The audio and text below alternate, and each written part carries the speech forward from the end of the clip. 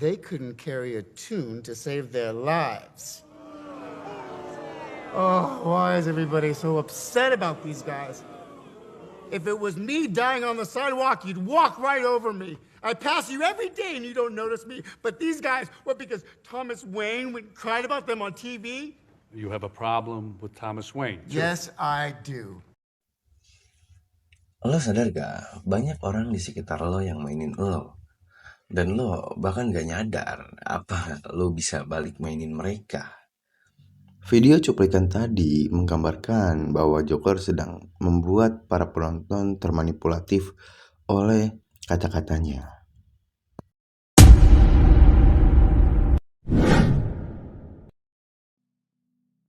Jadi gini, ngomongin soal manipulasi, pasti langsung kebayang hal yang negatif, bukan?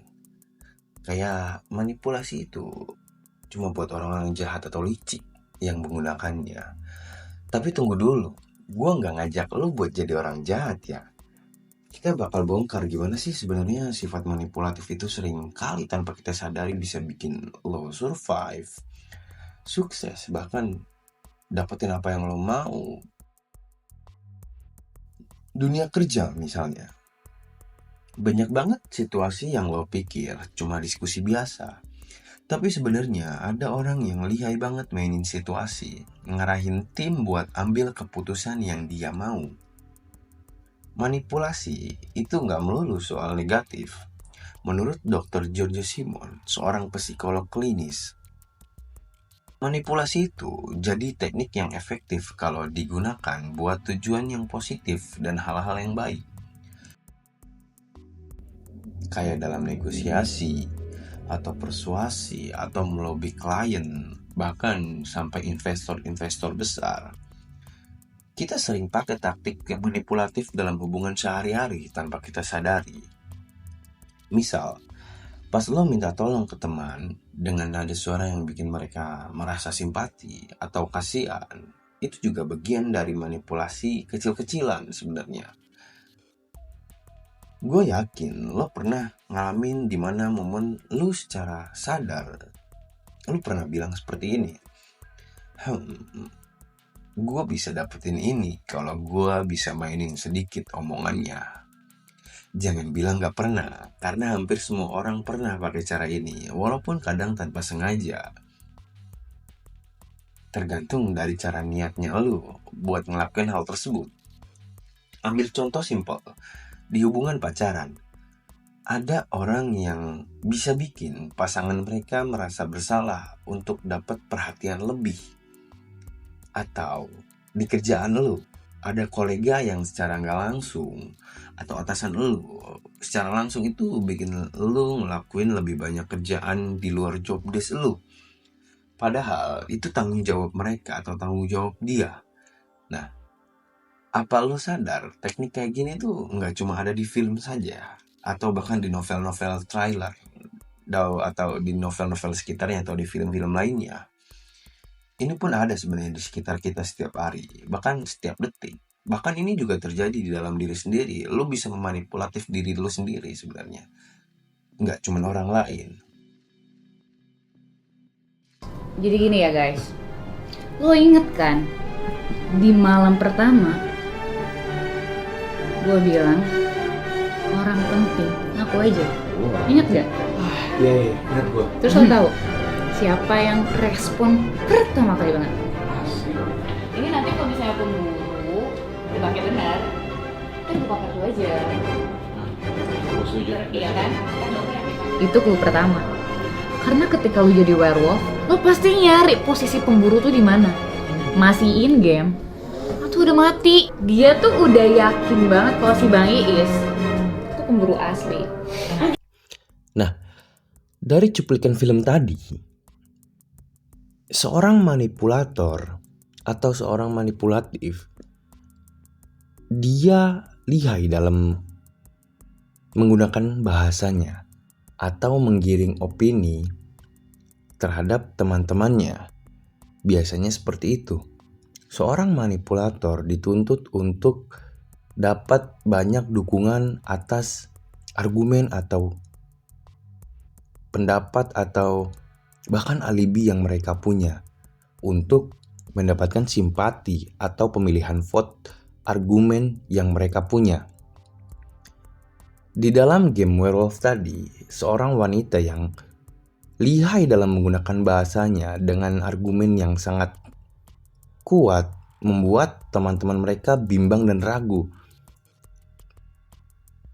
atas pilihannya sendiri. Seperti itu. Nah, dan ini terjadi bukan hanya untuk memperkuat pendapat, argumen, atau alibi, atau opini, dan lain sebagainya. Ini juga bisa memperkuat cerita, bahkan kalau kesah atau mungkin ketika lo cerita dengan rasa simpati dan sebagainya itu untuk mendapatkan simpati-simpati dari lingkungan sekitar lo atau lain sebagainya. Itu sebagai orang manipulator yang biasanya menggunakan bahasa-bahasa yang licin atau bahasa-bahasa yang lihai dalam menggunakan suatu bahasa untuk merangkai sebuah cerita atau opini.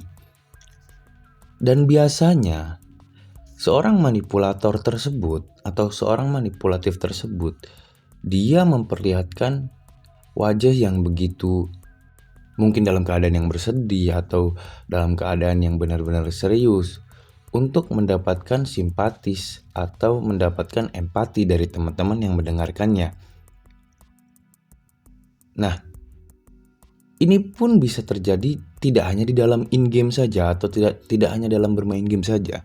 Ini pun bisa terjadi ketika lu sedang bercerita secara tidak langsung lu menggunakan bahasa manipulatif, ketika lu sedang beropini mungkin dan lain sebagainya. Itu bisa terjadi dimanapun tanpa lu sadari, dan bisa juga lu sadar atas hal itu.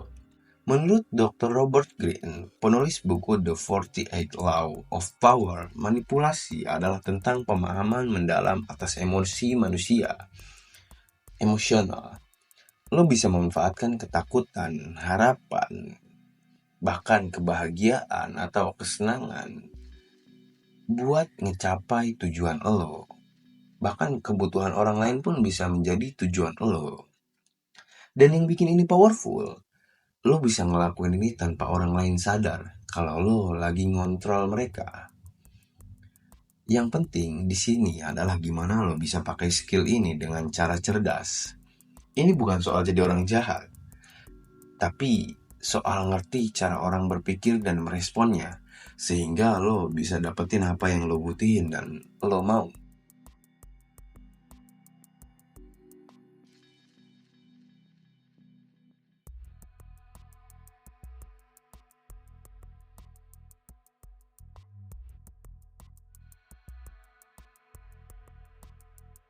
Jadi kesimpulannya, manipulasi itu kayak pedang bermata dua. Di satu sisi, lo bisa pakai ini buat ngejar tujuan lo. Tapi di sisi lain, lo harus hati-hati supaya nggak sampai ngejatuhin orang lain atau malah bikin lo sendiri rugi. Dan ini pun bisa dipakai untuk mengetahui kalau orang ini sedang memanipulatif atau tidak. Banyak sekali keuntungannya yang bisa kita capai, bukan cuma melulu soal hal negatif. Dan yang penting, lo harus ingat, manipulasi yang sehat adalah manipulasi yang transparan. Kalau lo udah tahu gimana cara orang lain bisa mainin lo itu justru bisa jadi kekuatan buat diri lo sendiri. Jadi pertanyaannya sekarang, apakah lo udah siap jadi manipulatif yang cara baik, atau lo mau manipulatif orang dengan cara yang baik atau yang buruk? Itu tergantung dari lo yang menyikapinya.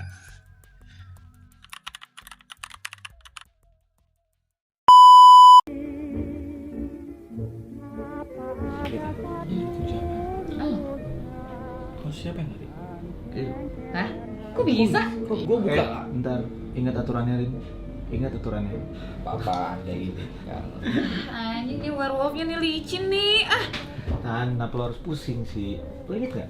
Tadi ada 2 dokter. Satu udah mati. Berarti itu lagi apa? Where?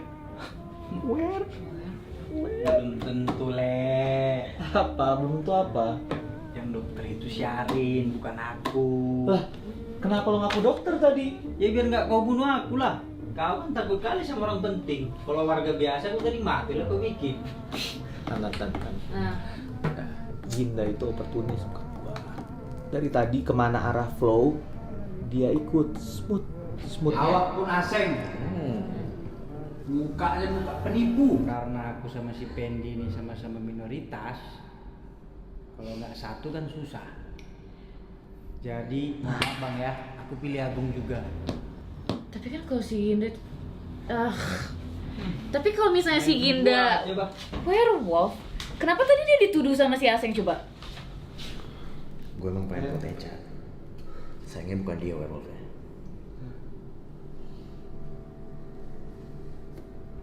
Ginda.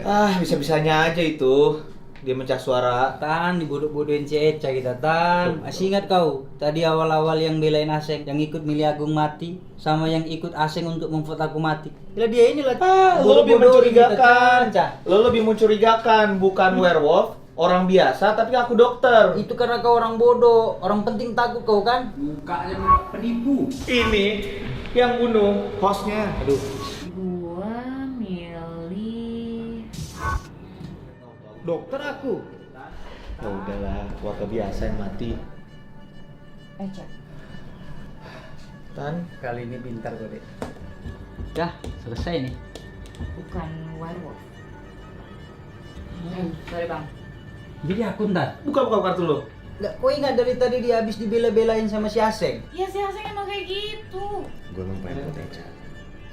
Sayangnya bukan dia werewolfnya. Dia bakal mikir kalau misalnya dia mati nih, karena Eca ngikut mulu kan sama dia.